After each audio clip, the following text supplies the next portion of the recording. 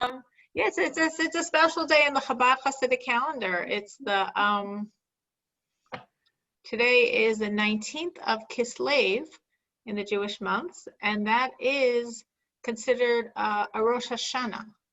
In the Talmud, it speaks of 4 Rosh Hashanahs, and in the Chabad calendar, we have a 5th. This is the Rosh Hashanah for the Hasidic year, for learning and going in the ways of Hasidic, of the Hasidic dimension, of that inner dimension of God's Torah. So today is the day of the Rosh Hashanah of it, so it's a special day. So hopefully it'll be a great class. As such, we are continuing what we're doing, which is the laws of idolatry. So, Crystal, what did you do about your snowflakes?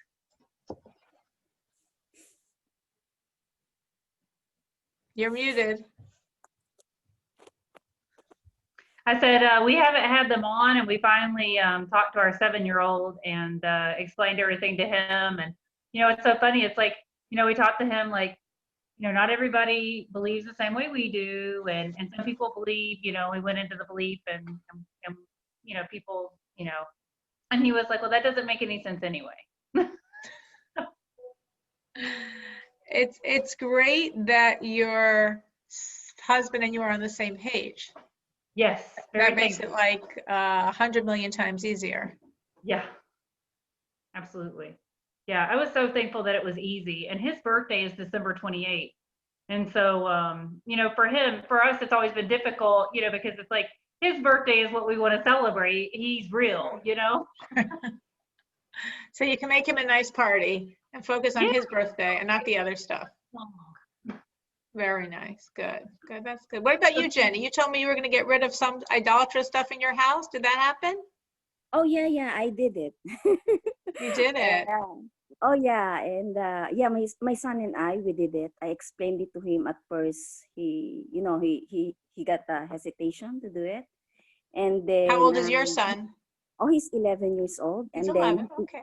Yeah, he figured out, yeah, mommy, you're right. Because I told him, okay, if we did it, God will bless us more. Then I gave him $100. I said, I'm gonna give him $100. You gave him $100 for what? To inspire him to do it with you? Yes. And he did it. Because I don't want him to think that it's negative to do that. It's bad to do that. So instead, I did that. That's my way for my son, to do things. To get him to do things. Wow, you're a very, very generous mom. Yeah, because it's so hard, for him to do it. So I think that would be a lot easier for him if he see the good side of it, of the thing. So the good side is his mom gives him a lot of money. Oh, yeah. Yeah. Very generous. Very nice. Very generous. That's very, very, very, very, very nice of you. So what'd you get rid of?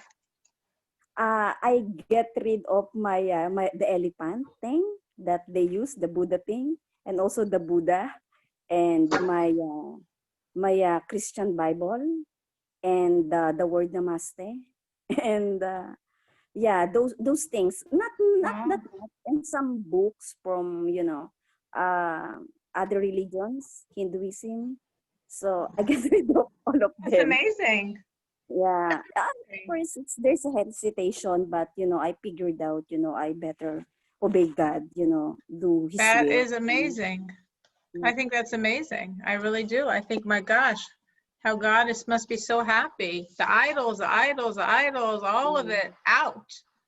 Yeah, get rid of them all. Don't leave it. That is beautiful. Oh, thank you. That is really, really, really special. Wow, I'm so impressed. It's hard. It's hard to throw away something. It's almost like, this is real. I am really throwing this away. I really am saying this is garbage. Like, wow. I'm not trusting it at all. And they are all my son. Some of them are my son's gift for me. And then we have to do it together. Oh, wait just a second. Someone got on a little bit. She's going to say, Menucha, this is the class I give every week to Bnos Noach. In an hour and 3 minutes, we have our Fabranian. I don't mind you joining the class. But the Fabranian is an hour and 3 minutes. Hi. Okay. And I think I noticed that by the Pacific time, I forgot to write Pacific, but I didn't mean to diss you guys. I just got messed up somehow. This is my former student, Manucha. This is Sherry and Christelle and Jenny. And we're just Hi. talking about how we toss out the idols. And this is amazing. This is big time stuff. Into it. Very, very, very impressed. Okay, looking cool. forward to seeing you. I You hope you guys come enjoy back it. in I an will see you hour. later. Yeah. Okay. Okay. Bye. I use the same Zoom account for everything, so sometimes that happens. I'm having a gathering with former students afterwards in honor of the special day I said it was. Wow. Sherry, do you remember when you did that like Jenny did? Do you have a time you had to just toss things out and say, I am done with them?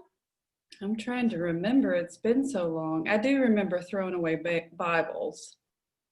I guess I really didn't have anything else. Not that it's been so long, thank God. Got it. How long has it been? Over 20 years. All right, that's what you said. That's what I was thinking. You told me already, over 20 years. Wow. Yeah, because the only way I remember is because my youngest son is 19. Dated by your children. Right? Yeah. Yeah, my youngest son is 19, and I was just a few months pregnant with him when I really figured out. I mean, I had already left the church before that, but that was the year that I figured out the whole Jesus thing, and that was like the last straw, The last thing that left. Yeah, because I had already quit doing Christmas and figured out what the true Sabbath was and quit doing all of the holidays. So yeah, that was the last straw. Thank God. That's beautiful. That's really beautiful. That's really beautiful. What about you, Christelle? Did you have to throw stuff out besides snowflakes? No, we I haven't for years. I met Karen and Tom and I don't know if through Danielle, if she may have, I don't know who knows who or how they know each other, but yeah, I mean, it's been, I think I was in my early 20s and I was just like, it just didn't make sense anymore, I guess. And it didn't feel right. And so I started kind of questioning it, and there were aspects of it that really turned me off. And that I think that, I went to like a private school growing up. And so I felt like I was more scared into things than like I ever than having a true belief in them anyway. So, yeah, but I do remember like Sherry was saying, like throwing away Bibles and stuff. And I remember my grandmother had left me a Bible. And so that one was a little harder to throw away because she had passed. And so, but I mean, it was just, well, idolatry is idolatry, and then just get rid of it type of a thing. But and now I don't know that my husband's gotten rid of everything though. I think he may still have a Bible or two, but I don't, that's, I guess it's more. You're not asking him. Okay, well, maybe at some point raise the topic. He might not realize. I mean, he might realize, but he might not realize. I mean, I've thrown some of his things away over the years because we move a lot, but. All wives throw their husband's stuff away when they're not paying attention. That's just part of being a woman. Like, the pants he hasn't worn for 10 years, but will not get rid of, like that type of stuff just got to go out when they're not paying attention. Right. And, with the Christmas thing, it's so interesting because, this time of year is so confusing. And whenever I was explaining it to my son, I was like, I'm going to sound crazy saying this, but it was just like, hey, some people believe that God had a son. And even though, and they celebrate it on this date. And it just so happens to also be the day that Santa is supposedly, it comes as well. And, and he knows that Santa's not real. So it wasn't a big leap for him. He was, globalize the whole thing.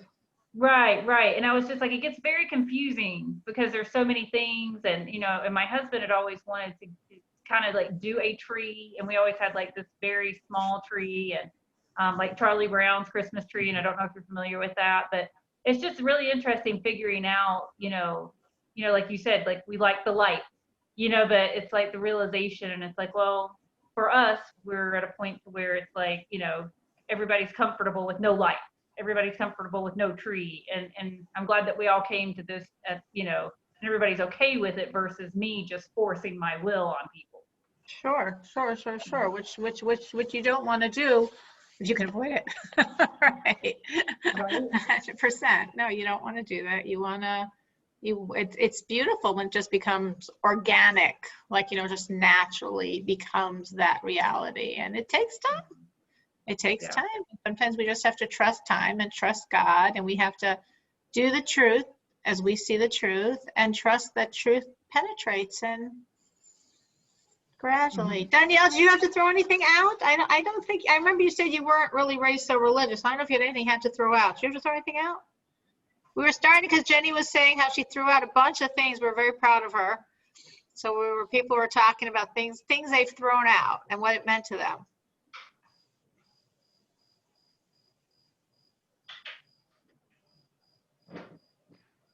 Danielle. No, she's mad way out. What?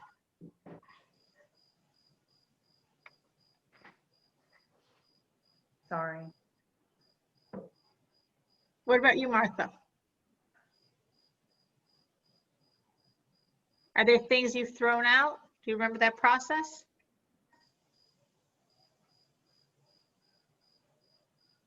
I know it's very early in the morning for you, right? Like 5:30 or something? I think for Martha.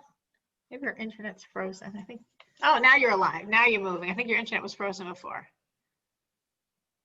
Martha, do you remember throwing things out? Pardon? Throwing things out. Jenny was saying that based on the classes, she took that leap of faith and she threw out a bunch of idols and Bibles and lots of stuff. We're very proud of her. So then Sherry and Christelle were sharing their memories of throwing things out, tossing things where you say, oh, this is idolatrous. I'm not having this around. Yes, when I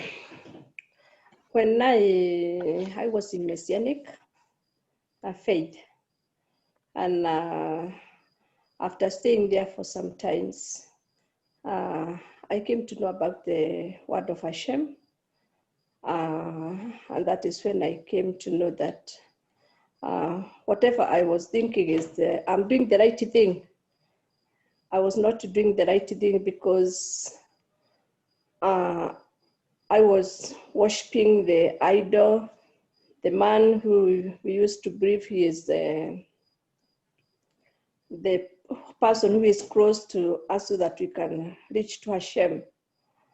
So I came to realize that the faith which I'm having is not what I was supposed to be. So we started running with the people who were together. That is a Messianic group.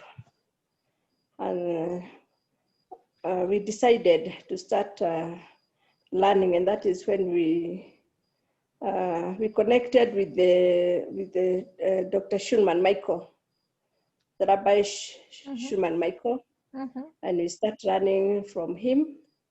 Ask Noah. That is the year back 2017. So oh, wow. 4 years ago. No, it was 2007, sorry. It was 2007. 2007, oh, okay, a while ago. Yeah, so that is when we started, we grouped ourselves and we started running through online. From that time, the group we are together, that is how we started the journey of Noachides. And up to today, we are still running. The big issue we are having, it was the books which we are using, the Bibles. We have the Christian Bibles. And the big issue was, what are we going to do with these books? Because now we have learned this is not the right book we are supposed to have. And after some time, Hashem helped us. And we ordered the Torah. And we got the Torah.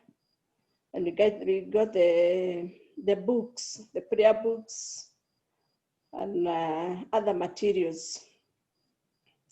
We have been this journey from that time, and I have seen a lot of things in the world of the Noahide, because you find there are different communities with the different doing different things. Those are the challenges which we are facing as Noahide. You find there are some communities, they are taught that they can keep Sabbath. Some they are taught they cannot keep Sabbath. You're saying within the Noachides, you're getting different mixed messages. Yeah, you get different messages and you get different teachers with different doctrine. That's a big challenge to Noahides, because normally we don't understand Hebrew. And some things you need to learn from Hebrew so that to understand. And we don't have, let us say, like now when something is interpreted in Hebrew, with us Noahide, we don't have that, a lot of that knowledge to know this is this and this is this. So we get ourselves sometimes confused, because when we came out from the religion where we were, Noahides came that knowing that they are getting the right information.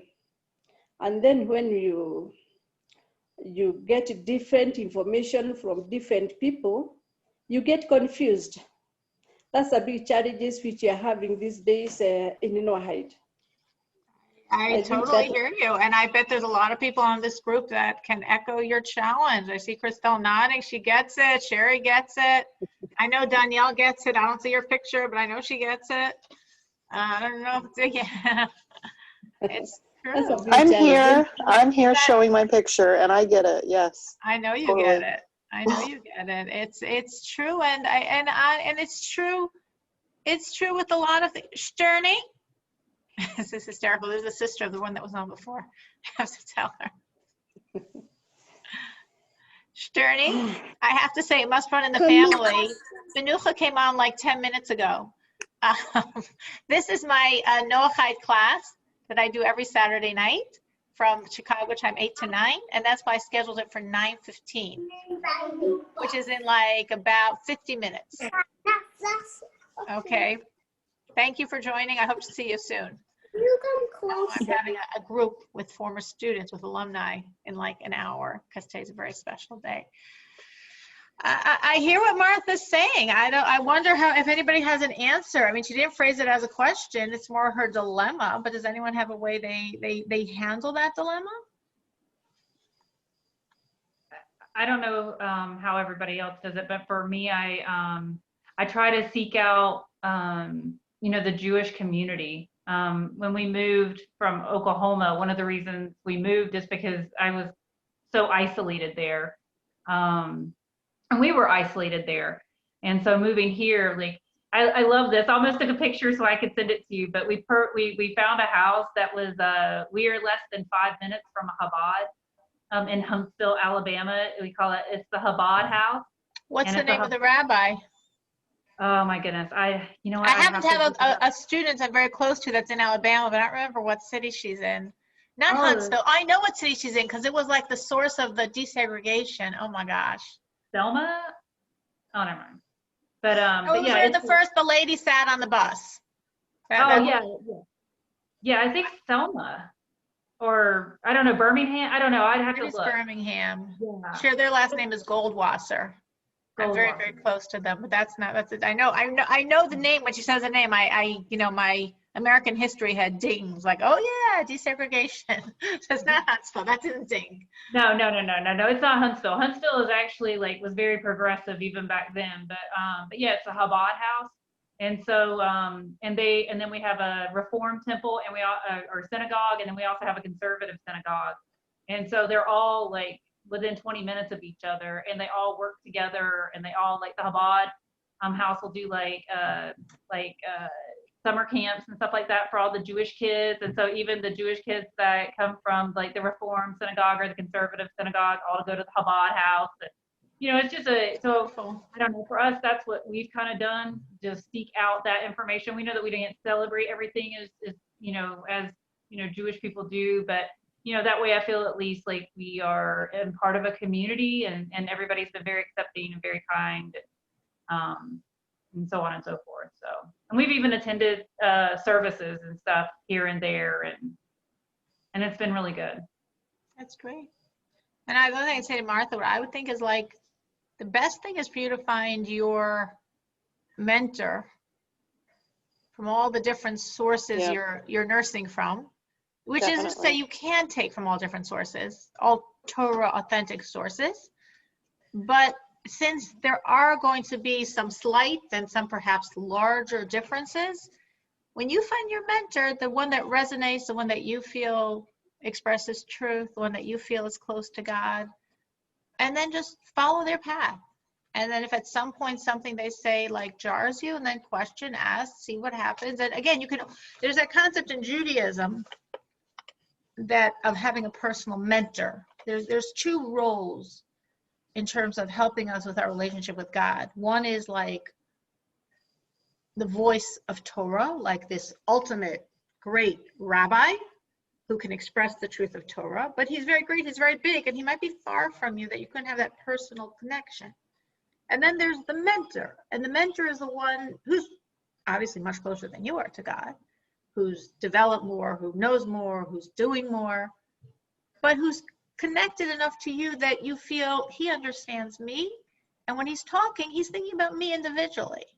So I feel there's a personal connection on some level, and that his words are going to help me make God's words more and more something that resonate inside. Not just that I submit and do it, but that I really see how I want to do this. This is the best road for me. And I think that's how we do it. You got to look for that mentor, and when you have a question, you have a dilemma, you discuss it with them. So if you have several different Torah teachers that are giving you several different perspectives, which is totally normal. It's part of the travesty of not yet having complete revelation of the Messiah, of Mashiach, and that's why things are so confused. Nowadays in the Jewish world, in terms of Jewish law, there's how Ashkenazic Jews do it, those descended from the European countries. There's how Sephardic Jews do it, those descended from the Spain, Portugal, Turkey, Morocco, those lands, North Africa, those countries, Yemen, all those countries. Some laws very differently. Within Ashkenazic and within Sephardic, there are many differences, both in law and in custom. It's not supposed to be like that. It's not supposed to be like that. 100% not. And every single person should be following the same road, and it should be equal, and it should work for all of us the same law. But this is called exile, that things became fragmented. And that therefore, and again, we're told, as long as you're following your own authentic teacher of Torah, authentic, orthodox, Torah voice, you're good. There's different Torah voices saying different things. Okay, that's a product of exile. And as long as they're all authentic, as long as they're orthodox, as long as they're all connected to God, as long as just choose one and walk that road and know that God's going to give you what you need to hear through that mentor. As long as you're discriminating, this is an orthodox rabbi or Rebbitzin mentor, you're good. And the fact that other rabbis say other things, you chose one. What are you supposed to do? You have to choose the one that most resonates with you and trust God that he's sending you the right person. And just know you're not alone in that. And every sincere Noahide hears lots of different messages. I'm sure everyone here has heard lots of different messages. And I'm saying within Orthodox Judaism, there are, I wouldn't say conflicting perhaps, but varying different ways of doing things.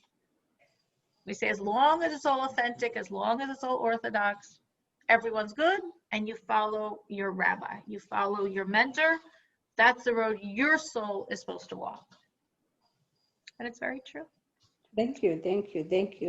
Well, it could be a very painful point. It sounded like there was a lot of pain when you were saying that, a lot of frustration, and I could totally relate, and we just, like when you first start learning, you don't see it, but the more you learn, the more you see it. And then it's like, wait, how do I handle this? You have to also trust God. He's going to send you the person that's right for your soul. And we have to, at the same time, be careful not to knock other people going different ways. As long as they're following an orthodox Torah source, then okay.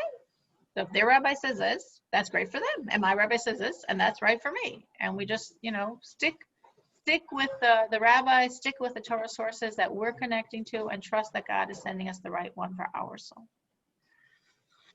So continuing, Dixie, did you want to share anything? You joined a little late. We were talking about throwing out. We were applauding Jenny for doing a great job of throwing out stuff, and then Christelle and Sherry and Martha were sharing things they've thrown out or memories on that line. Sure, I got a lot. You got a lot thrown out, yeah. I have thrown out everything. You threw out everything. We don't have any. It's a little hard to hear you. I'm sorry. We don't have secular music. We don't have TV. We don't have anything that we read that is basically not Torah based. We don't read just for recreation is what I'm saying. We changed our way of dress. We've changed, you name it, we've changed it. You name it, you changed it. I'm so impressed. Everyone heard? Dixie threw out her TV. Very impressive. I like that. Anyone else here threw out their TV? Well, I only put mine in the basement, in the deep dark basement, so that's a start. That's a great start. Once I you don't use store it it for like 6 months, you'll realize it could already be in the garbage, so you throw it out. Like it was ready, it's just dusty. It's been 2 years for me, but the 2 years. kids are a different story. Yeah. Oh, the kids are the ones you really want to make sure don't watch it. They're really the ones, and they can't complain. They're too little. Well, educational only. They do not get free range. We don't have any sort of fancy TV subscription or anything. That's great. That's great. Great. I'm really impressed, Dixie. Was it hard to throw out the TV, or was it like not a big deal and obvious? Not a big deal with the TV. We quit watching it quite a few years ago because there was just junk on it. The only thing we were watching was History Channel and things like that. But basically, we got rid of the microwaves. We got rid of anything that emits radiation for our health. That's great. So, Smart. That is great. That is really great. That's very impressive because Dixie's taking it a whole other level. Meaning there's the level of like getting rid of the idols, the Buddhas, getting rid of the Christian Bibles. And then there's a high level of sensitivity of getting rid of the TV and saying, that's a different type of evil. Do I want that beaming into my house? There's the physical radiation and there's all the noxious energies of what's the promiscuity, the language, everything that's, all of the secular media, even in its most kosherized form, is giving such a different message than God wants for us to live. It's besides the obvious overt things that are forbidden. But if you go to the most neutral shows, just that's not how I want to live. That's not how I want my kids to live. That's not how I want my children to be raised thinking that's good. And that's not how I want to absorb. We absorb messages too, even though we think we're good, but we absorb things too. And there's so much, that's very impressive. I'm very impressed. But the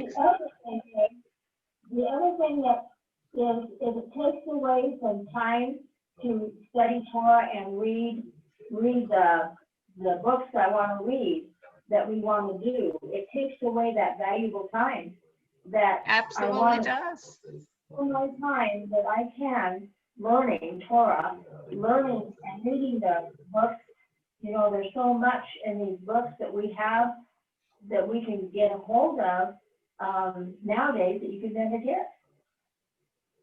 Which means that even if it's on your computer and it's called Facebook or YouTube or any of those other things, you're right. I always would think with the TV, how do people have time for it? I don't have any time in my life, So that's amazing. That is very, very, very special. I am truly, sincerely impressed. That is very, very, very special. And it's you can't even imagine how much you've just detoxed the energy of your house. That is like Well, really, we What? can definitely feel it. you feel it. Because we know how to do it. It feels, I mean, people walk into our house and they go, wow, this is so nice and Quiet. peaceful. Well, yeah, quiet. There's nothing here to, you know, to the bad vibes, I call them, to the bad energy is gone. I think people that are sensitive to energy always feel the difference. Anyone else? Arella, hi. We were talking, everybody's talking about different things they've thrown out. We started with Jenny, who threw out her Buddhas and her Christian Bibles, and people were reminiscing. And we heard from a lot of people. And Dixie was saying how she threw out her TV, and I was super impressed. So we were just talking about that, detoxing her atmosphere without even having a TV there.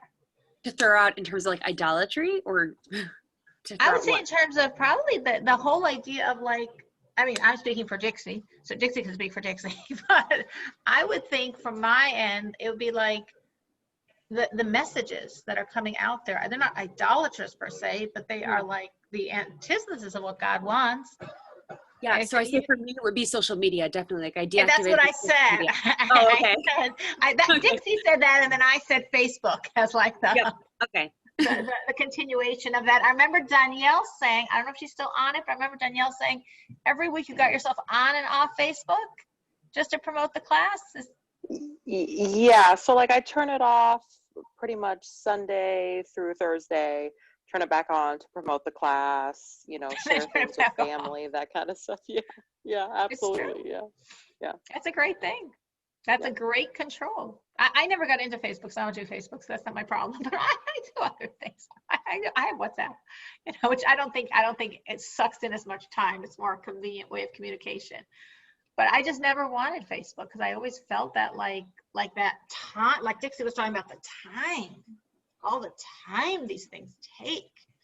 And I see this in so many things. I mean, not just Facebook, and so many of the social media, like Arla is saying, there's just so much time that's just sucked out, and so many messages you're getting that you didn't want to get, but people are just sending it to you, you know, and it comes right at you. But that's really impressive. That's really impressive. Anyone else? Okay, so Arla mentioned social media. Anyone else has seen that they've at a certain point cut it out or cut it down because they see it's giving them energies and messages they're not interested in? Well, it's a very good thought to think. I knew that about Danielle because I remember we once had this discussion on this class about Facebook, and I remember that she said that because I was very impressed. And because I know I'm told it's like almost impossible to get off Facebook once you get on, because they just make it so difficult to shut down your Facebook account in like 57 easy steps, you know. But I remember, and I could definitely remember this, Dixie, about your TV, because I'm really impressed, because I think that's a high level sensitivity to be aware that's giving an energy in my house that I don't want. I'm not interested in having that in the house. And I agree that that sense of quiet, that peace, people that are energetically connected and feel it. I know my house is saturated with holy books. Saturated. Everywhere you go, every room, basement, first floor, top floor, bedrooms, don't ask where we can find a corner to put them. They're everywhere. I can vouch for that. And it's beautiful. And it also is the same thing. It gives out a certain energy. Of course, the best thing is to open up the book and to study it. But I'm saying the very presence of a holy book energetically is putting something in the atmosphere. The very presence of the TV on, the Facebook on, that energetically is putting something out there that affects the atmosphere. Just bottom line, affects the atmosphere. And it's that's really special. All right. Corey, you have something to add to the discussion? We were talking about when we tossed the things we got rid of for the idolatrous element.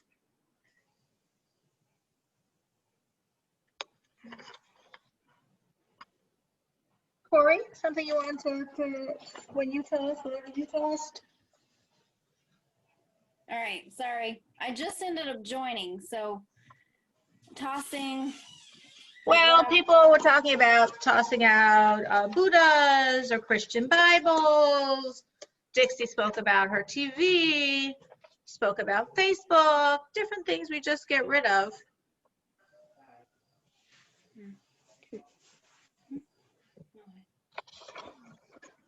Anything you want to add to that? Things you gotten rid of over the time? And how difficult it was or how natural it felt? Nothing I can think of right offhand. That's fine. So you didn't have to go through that. Different people have to go through different things in their journey. God didn't give you that one. What about you, Danielle?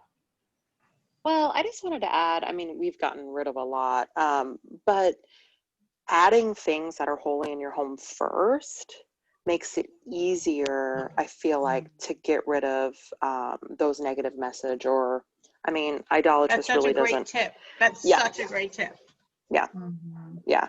Like when we put up our, you know, our kind of wall of bookshelves, you know, full of Torah and holy books, you know, in our condo in Chicago, it was like, oh, we no longer have room for a TV here. So like we have to like put it in the corner.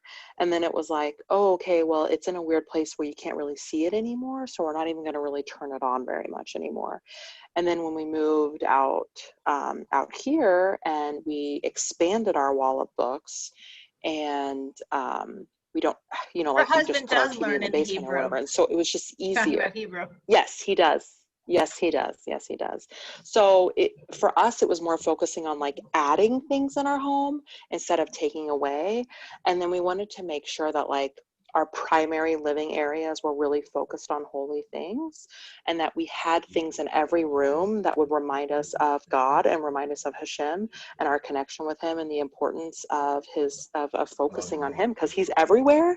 But things that we really resonate, like tzedakah boxes or, you know, even small things like that, just to, you know, pictures of the Rebbe in, you know, near your bedroom or, you know, tzedakah boxes in your bedrooms as well. The kids love that. You know, they get to put coins in it every day and just little tiny things like that. Adding those things, I think, those really are not helps tiny. us. Those are not tiny. Those are great, huge things because you're saying everything is another little like a magnet of God's presence. Exactly. Yeah, absolutely.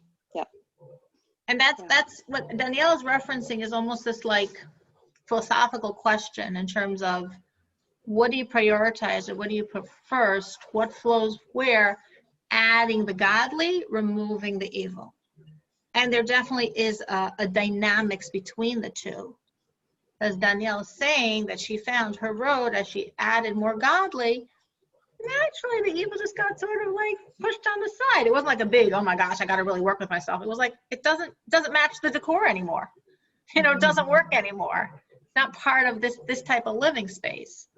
I think that's a great tip. I think it's very true. And it's something I feel in my own life, of course, that the more the godly is added, the other stuff just, you know, doesn't work. And if you can, if possible, going to people's homes that you know that their focus is godliness. Like, I mean, Cyril, your home had a huge impact on me and still does, even though we're further away. Even though you're so far. She moved away from me. I couldn't believe it when she told me she was moving an hour away. I'm like, oh, you're crazy. You come live with me. What are you doing? I know. But, I mean, I will tell you. A lot more economical housing. Yes, of course. But any influence, any person that you can, that will allow you to come to their home, that will be so generous to let you see their environment and how they're living, where you know where their focus is godliness, you can get little tips and ideas from speaking with those people, or going to their house can make a huge impact. Even if it's just a simple stop by, you can notice little things that maybe you could add into your environment. Like the pictures and the bushka and the books and all those things. You see them cluttered all around my house. She says, hey, I could do all that. That's easy. Exactly. It's true. It's true. We all gain. That's why I like this class so much. Just the idea of the mutual support in the often very lonely road. Depending on where you live and who's around and if there's anyone around, it can be a very lonely road. And each of you are supposed to be a beacon of light for a lot of people. Maybe your whole city, your whole state, your whole country, who knows? But yeah, what Danielle's saying is another great tip. If you do live in a place where people, like Christelle was saying, how she goes to the Chabad and the services when she can, just being around the most godly people you can find helps you just absorb more and more, just opens it up in a very easy, natural way, which isn't always relevant because I don't know if anybody's around where any of you live. So, but if you can, it's great. And adding in the good, I love Danielle's message. Just get a few more holy books, put them on your shelf, just see the energy they give out, and you'll just see yourself how you might just feel different with that energy out there in your home. So this was really beautiful. Thank you all for sharing. Very, very inspiring for me. So we have a few minutes left. So we are supposed to be learning also. We're lost. Dixie, were you going to add something? Yes, I want to add that one of the big things too is we used to have meetings in the basement, and all the Talmud and the Tzedek Talmud and all those books were downstairs. And we moved them upstairs, and it really is interesting because that's the first thing that draws people's eyes to when they come in the house. And it's like, what are those books? And then they go look, and then they start asking questions. And so it's just interesting. The books are really an important thing to have close to you all the time. It's so true. It's interesting. The Lubavitcher Rebbe, he created campaigns to inspire the world. And one of his campaigns was, 12 campaigns, one of his campaigns was a house full of holy books. Obviously, it's a separate issue to learn the holy books, and that's great too. We're talking here literally about having them in your house. Literally holy books around, and like Dixie's saying, other people also get reached. Great conversation opener for everything you want to tell everyone that nobody's ever interested in hearing.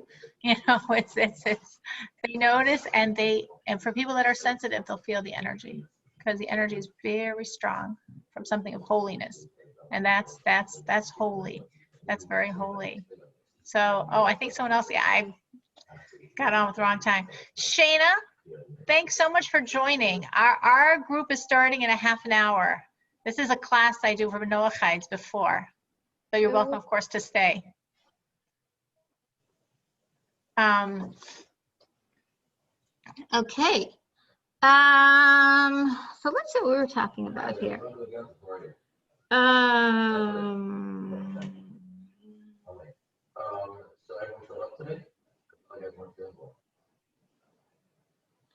So you're talking about trees, Christelle. So in terms of trees,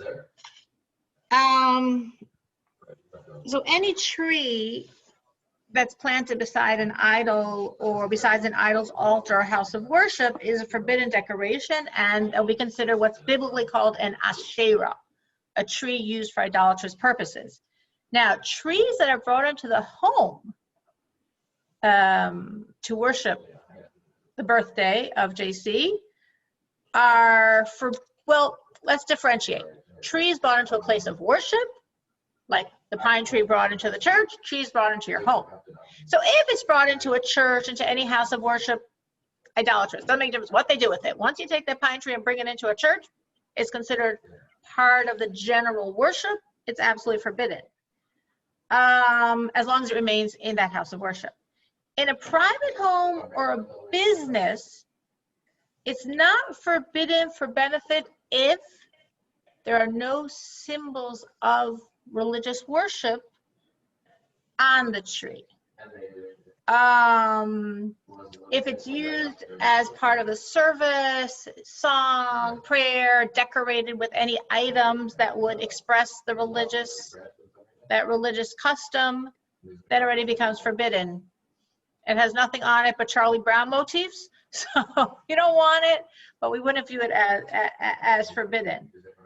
And definitely, if someone threw theirs in the alley and you could benefit from it, no issues whatsoever, because once they throw it in the alley, that means they nullified it. So if you could use it for firewood or anything else, you're good to go, because it got nullified by that act.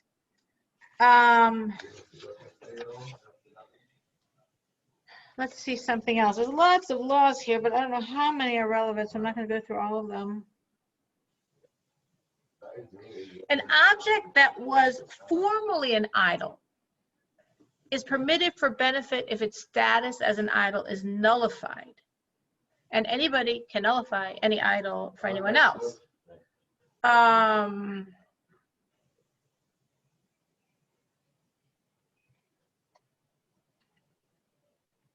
But only a non-Jew can nullify an idol. A Jew does not have that ability to nullify the idol. But any non-Jew can nullify any idol for himself or for any other non-Jew.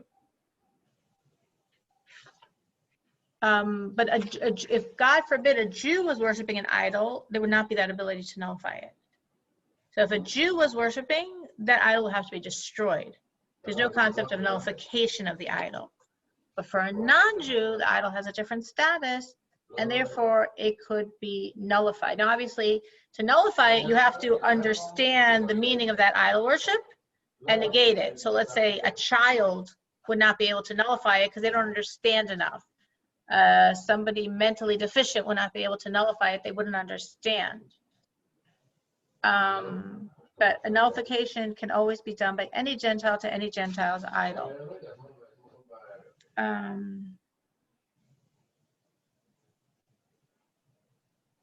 Okay, how do you nullify the idol? In case there's any idols around that you want to nullify. How do you nullify the idol?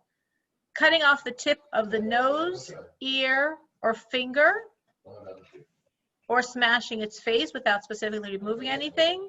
That's considered the nullification of that idol. And if there's anything else on it of value, you could use it at that point because you nullified it from its idolatrous status. So like if someone inherited something or received something that had a certain value, once you remove the idolatrous component of it by doing these acts, cutting off the tip of the nose, ear, or fingers, or smashing the face, you could then benefit from the idol because it's no longer an idol. You nullified it. It's destroyed as an idol.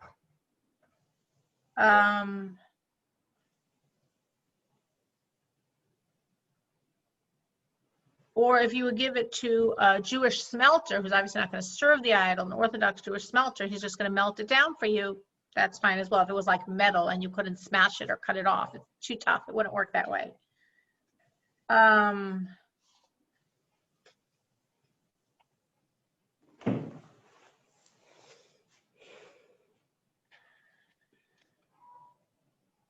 If there was an idol that was deserted by its worshipers, they all abandoned it, like it was a war and they all ran away and left the idol behind, that's considered they nullified it, because if they didn't bother taking it with them, obviously they don't view it as such an idol. You know, they didn't feel it had such. Wait, no, I'm sorry, I lost that. No, sorry, I read that wrong. I switched it. If it's a time of peace and they deserted it, then it's nullification. If it's a time of war and they deserted it, we say, well, maybe they really believed in it, but they just couldn't take it because it was the war. So it's still not nullified. You still got to do the acts you had to do.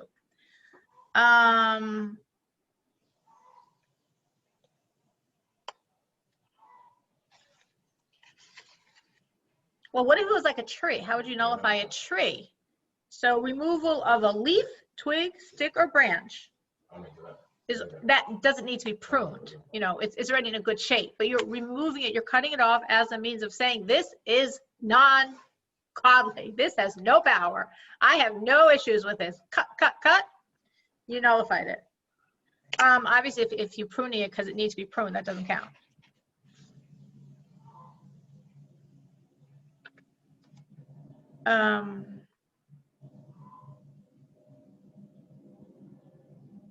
Anything that was offered to an idol, you can't benefit from. Anything worshipped as an idol, you can't benefit from.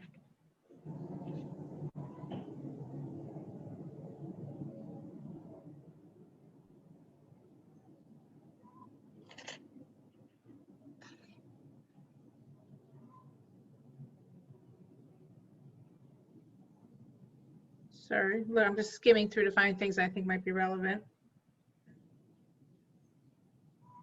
If somebody saw on an idol clothing or vessels or money left on top of an idol, can they benefit from it or not? So it depends. If it was placed in a reverent fashion, then no, because this is part now of the worship. You can't touch it, you can't benefit from it. It's part of how the idol was worshipped. If it was placed irreverently, if it didn't seem to be placed in a reverent fashion, or sort of like tossed on it, then you could benefit from it because we would assume it wasn't part of the worship.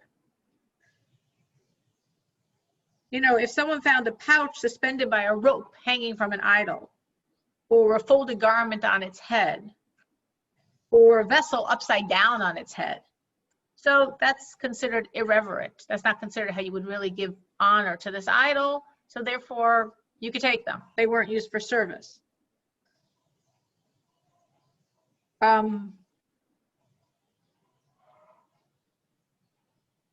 Any item forbidden when offered to the idol, if found inside a house of idol worship or before an idol, or if it's in an enclosed area, irreverent or reverent, can't touch. If somebody was burning candles before the idol for decoration, you can't benefit from them.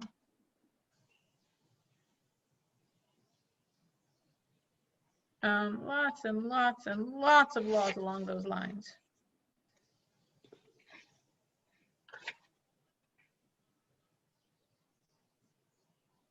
Now, it's forbidden for a Noachide to cause someone else to go against any of the Noachide transgressions.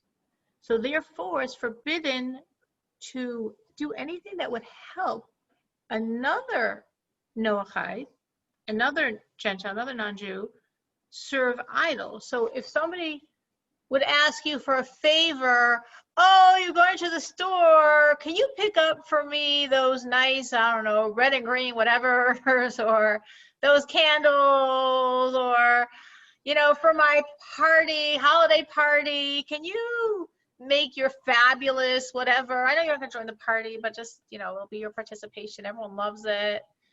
You can't do any of that. Because anything like that would be considered you aiding someone to worship idols. So you're not allowed to help anyone else worship an idol, which again, this time of year sometimes can become a little sticky. You know, can become a little difficult, but you're not allowed to help anyone else worship idols. So you're doing anything like that would be like, you know, part of that scene. So sometimes you have to like filter through the favors people are asking you, or filter through, you know, whatever.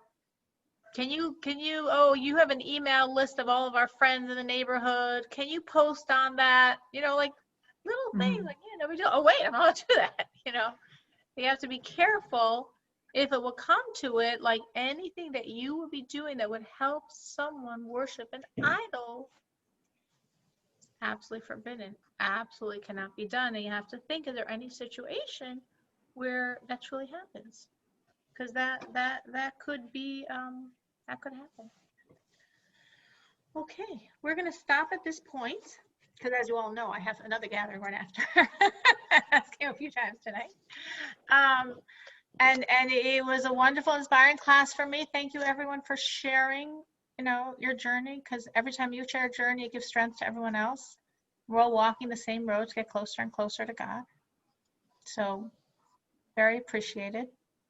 And you should have a godly week.